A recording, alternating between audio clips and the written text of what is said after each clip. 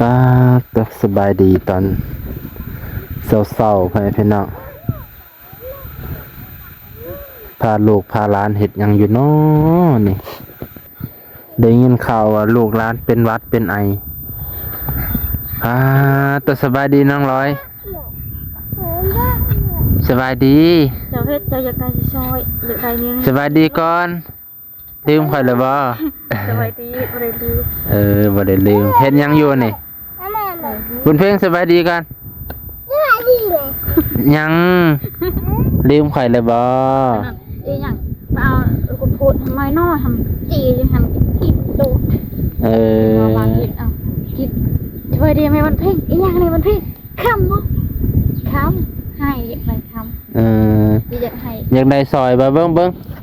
อันนี้แม่นยังใส่ในคอนี่เบิ่งมันว่าอยากได้แบบเสื้อจานเสื้อขาวเสื้อนี่เบิ่งในคอนี่เบิ่งเอามันนี่แล้วแบบเบะไม่บุไว้กูได้แบบนี้มีบ้านแบบเพื่อนได้เลยแบบกระโตนเลยได้ร่างมาอยู่อายะนี่บ่ตัวอีเบิ่นเสื้ออยากได้ซอยโอ้อยากได้ซื้อซอยได้แล้วสิใส่ให้เพิ่นบ่ได้แล้วสิรักษาให้เพิ่นบ่ถามก่อนบ่จับมีดจังได๋มันสิบาทตอบคำถามก่อนตินั่นบ่ตอบบัดนี้เพิ่นบ่ให้แล้วบัดนี้น้าบุญมีสิไปไสบุญมีฝุ่นเบิ่งในลูกชายหลาลูกสาวหลาเพิ่นก็สิเหาะเหินเดินอากาศบุญเพ่งก็เป็นวัดบ่บุญเพ่งบ่คือเห็นขี้หมกปูดปาดอยู่โหบ่ได้แต่ว่าสูบขี้หมกโปรดแสดงว่าเป็นวัดอยู่บ่เจ้าก็เป็นบ่เป็นเนาะ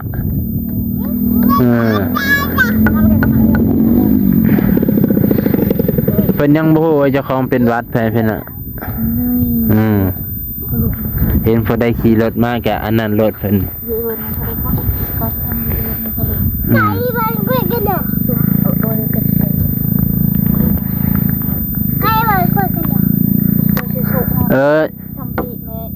จืดเตือนบุญใบซอยคือกับอันนี้บ่ในข้อจะหันเบิ่งดูในข้อจะน่ะบ่อยากได้แบบนั้นบ่ในข้อนี่ได้แบบใดแบบเชื่อเจ้าอันนี้นั่นเป็นเสื้อไฟใช่ไหมเจ้าอันนี้อยากได้แบบแม่แบบได้ใช่ที่เขาอยู่ตลาดนึงไปเจาะหูจังหันอยากได้ค่อยๆแม่จะเห็นอยู่เมืองชนบ่บุญเพ่งเอาเลยคือบอกเงินบ่มีไปว่าสิพาไปซื้อมื้อน่ะไปกับข่อยได้เอ้าข่อยสิฮู้ติว่าเจ้ามักแบบใดเก็บเพาะน่ะโอ้ยตัวเพาะอยู่ตัวอีเบิร์ดมันเพาะทั้งนั้นเรื่องปะเดินน้อยดังน่ะเก่าดังติเรื่องก็หันน่ะโอ้ยน่ะแกตีก็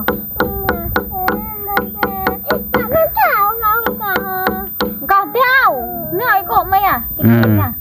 โอ้ยขี่รถเองก็โจรขี่รถตามทางเลยบนเพลงอยากได้ซอยงอแงอะไรไปเป็นน่ะอันนี้คันได้ซอยเลยในข้อจันจะเสียออกบ่คันสั่นมันบ่งามเลยบนเพลงคันจะเอาใส่ตัวในข้อน่ะมันบ่งามคันจะเอาซอยมาใส่กินบอลเลยออกบ่บุญเพ่งจะเสียออกบ่ในคอนี่ใช่เนี่ยใช่ในคอจะนะมันคือยังหันเดไปเพิ่นน่ะจักเพิ่นเอายังใส่ในคอของดีของงามของแท้ก็บ่ต้องซื้อสั่นใส่ตัวนี้แหละมันบ่อยากเอาตัวนี้แน่มันบ่งามแสดงว่าถอดออกแน่อย่าเฮ็ดใส่แม่ลองถือหัวน้องเด้อผ่าน่ะ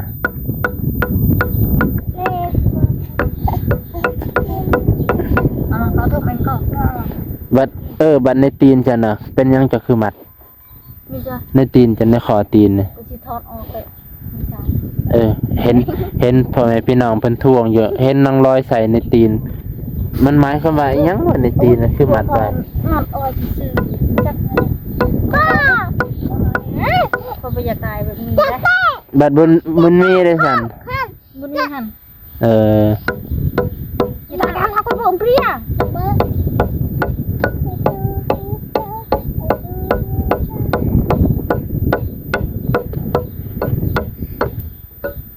ป้า บุญเพ็งอยากได้ซอยว่าสั่น เจ๊งอะเด้อ พอดีเห็นเบาบางคนมาถ่ายก็เลยแอวแต่ละเทื่อกัดสุดท้ายกับเบาน้องนี่แหละพาไปซื้อ อยากได้ บัดเบาน้องถามเพิ่นบ่อยากตอบสิแหล้วเนาะน้องร้อยเนาะ เออ เออ ยามป่าย่านเบาน้อง กูสิถามเจ้าย่านเนี่ย บัดเ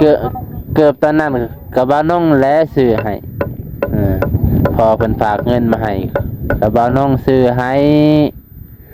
พัดย่านเบาน้องพุ่นน่ะเอ้ยบ้านกับบ้านเดียวกัน ไปเดินตลาดเลยคนสิขาดเงินเลยบ่น้อง มันนี่ยังบ่ได้ไปแล้วบัดไปเอาเครื่องพอแล้วพร้อมไปเอาเครื่องพอเพิ่นฝากมาพอแล้ว ไปกับมันเพ่งเลยเดียว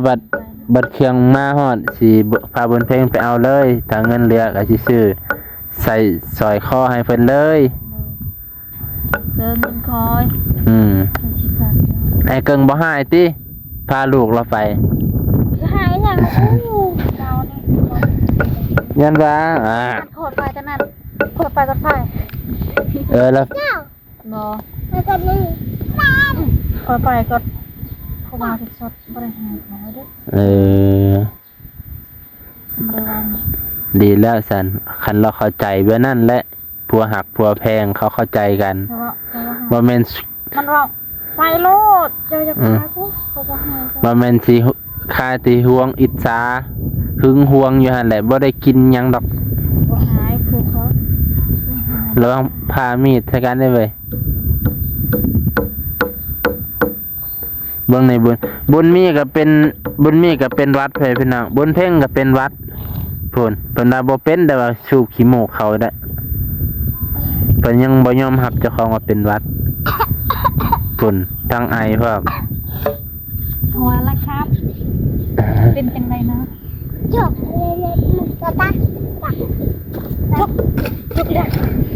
จุกเลย ชมไงก่อนละลายชมกับ บุญมีกินมายังนะมากระทันบ่ เดี๋ยวผู้กับพี่แล้วก่อนแล้ว นะไปดาพอดีเห็นบุญเพ่งอยากได้ซอยว่าซั่นซอยคอสามบุญมีใหญ่นี่เป้ยเช็ดแล้วยัดเข้าปากพร้อมจังเข้มจังได๋ก็เจ็บท้องให้กินหมากอันนั้น หมอให้มัน บ่ว่าบ่เจ็บจังได๋ว่าเจ็บท้องเอาอีกแล้ว เจ็บท้องนั้นคอย ตอนนั้นเป็นเจ้าคิดว่าเป็นหยังล่ะคือเจ็บท้อง แต่นานให้หมดพ่อได้บ่ฮู้กัน เออ เมื่อคืนนี้หายเด้อ บ่ จักในร้านคอยเมื่อคืนนี้หาย เบิ่งคานไปเรื่อยๆบุญมีนี่ก็ได้ โคกนมคอยนะโอ้มองกินเลย ไผ คอยผู้คอยว่าเมื่อเช้าเมื่อคืนนี้ลูกหายเมื่อคืนนี้หายอะไรเนาะเว้ยจักนะ กัน ยังกลางคืนนี่เราให้บ่ หายอีกอันนี้ตอนเย็นนี่พ่ออยู่กลางคืนนี่หาย ก็สิคือกับลูกน้องแดงยังกลางคืนเราให้ยังกลางเว้นใครแน่ คะแนนมันลิ้นกลางคืนนี่ที่มันนอน คือมึงเที่ยวเด็กน้อยมันนอนอิ่มยังกลางคืนมันบ่อยากนอน โอ้ยจะนอนว่าพวกนมเจ้าฮะเพราะว่าให้คุณนมคอยเจ้ากินนมลูกเจ้ากินนมลูก ควงน้ำนมเจ้า แม่น ตร อายุ เครื่องนมคออยู่ เออ ยังไงคอได้ให้อยู่คอนี่มีโครงคอ อืม ให้อยู่คนเดียวเจ้าก็ยากเลย นมเป็นจังซี่คือควงมันเนี่ยเอาโอ้ยไปเป็นอ่ะสร้างว่าแท้ นมไปสร้างควงฮะมันเป็นให้กินนมพลอยแล้วว่า บุญเพ่งก็กินนมจนใหญ่แล้วเนาะสิควงยังเป็นน้ำเด็กน้อยซื่อ ยังอยู่ลำเจ้านี่ลูกคอยจับไม่ได้เป็นโอ้ย ๆอืม หายพออีกปะกันโอ้ยจะหายแล้ว อืม ในเวลาในสมบุกจะเอาลูกในการทำสิ่งเขาไม่อยาก อืม เขาไม่อยากอะไรปะยังทำเขาไม่ได้เคลียร์เลยเงือกควายเขาไม่ได้เคลียร์เลยเขาอยากได้ลูกเอาลูก อืม คน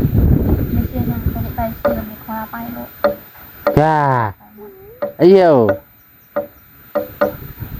ดุไปเลยได้บุญมีนะเอ้าดุเลยเนาะดุไปดุมาได้เพิ่นนี่ผูกเด็กน้อยเป็นหวัดนี่มันกินยายังกินยาน้ำดิเนาะ กินยาดีวัด กินยาดีวัดแบบน้ ขาด ำกินยาดีวัดแบบน้ำบอกเออดีแต่ว่าบ่ไอเนี่ยคันไอเนี่ยโอ้นักไล่อย่าให้เราใส่เสื้อหนาๆจะได้เราเป็นปอดนี่เป็นไอ ไปเสือก็พักสักหมดเลยเขา อัน เสือ บัดมือบ่ซักข่อยก็เห็นเจ้าป้าให้เราอายุเราหายแล้วบัดเห็นบ่ มันหนัดต้องใช้เสือนั่นเลยดึงออกมันหนัด เออ เรามุนมัด ขนาดคอยใส่หมวกนี่มันไม่ใส่ เออ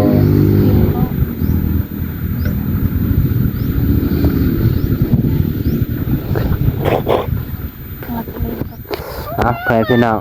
ตัวนี้สิจบเพียงเท่านี้ก่อนเนาะเมื่อกี้มาถามข่าวบุญเพ็งอยากได้สอยคอจักแบบใดบุสอยคอคือน้องร้อยใส่นี่แหละแต่บ่แม่นแบบนี้ มันไม่อยากได้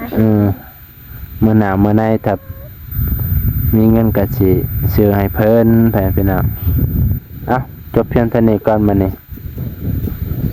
ขออำลาพาจากไปพี่น้องกดกำลังใจให้เด้อไปพี่น้องลุงป้าเบิดสุขุทุกคน